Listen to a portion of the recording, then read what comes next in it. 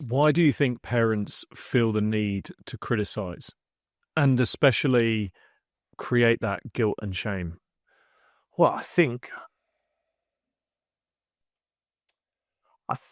that uh, Tim Minchin said it better than I could in Matilda. My mummy says I'm a miracle.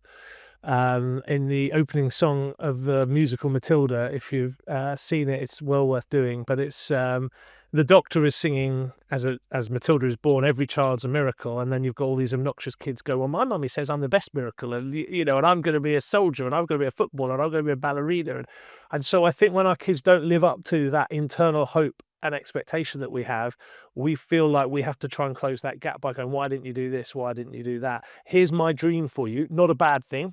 Dream is not a bad thing, but you don't close that gap by by pushing them uphill because of criticism. It's the same reason why parents criticize coaches, because they want to scapegoat somebody else. So they might not criticize their own kid, but in that athletic triangle that we started with, it's one of the reasons I think coaches and institutions get lots of dodgy letters and things like that about, oh, you were horrible to my kid at this point, this point, this point, because they're just trying to scapegoat that gap hasn't become reality.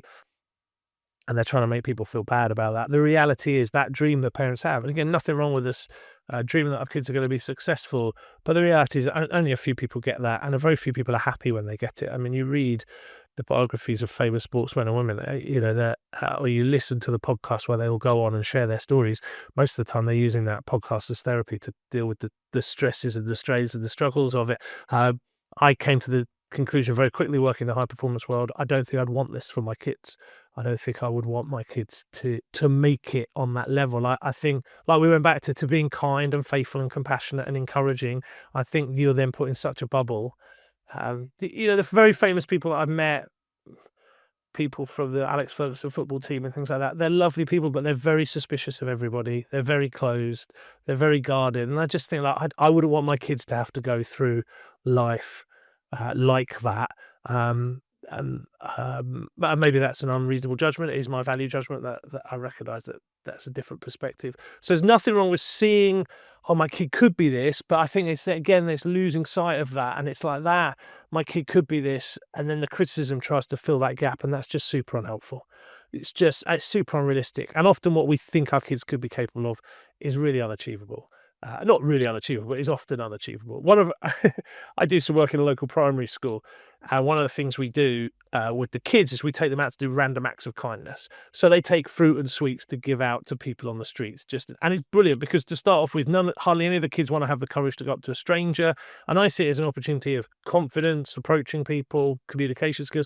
We go in and we practice looking someone in the eye and walking up and saying slowly, "Would you like a sweet?" and dealing with the rejection. And the teachers say to me, "Oh, it's awful that people say no." I was like, "No, it's brilliant. Kids need to know that sometimes your kindness rejected, and this is a great, like, no, it's not awful, it's brilliant." But one of the things we've adapted it to is also the kids write little notes of encouragement. And one of the things that I had to stop the kids from doing is writing, "Oh, you can be anything you want to be." And it's like that seems to be one of the mantras of you could just believe it and it'll come true, and you could be anything you want to be. Actually, you can't be anything you want to be. There are certain DNA, mental location, resources that restrict you from being able to be what you want to be. And I think there are parents who still dream that their kids are all going to go to Oxbridge and win certain titles and things like that. Your kids can have a wonderful life, and the likelihood is it'll be without any of those things. If you enjoyed that clip with Richard and you want to enjoy the full unedited version of the episode, then all you got to do is click right here.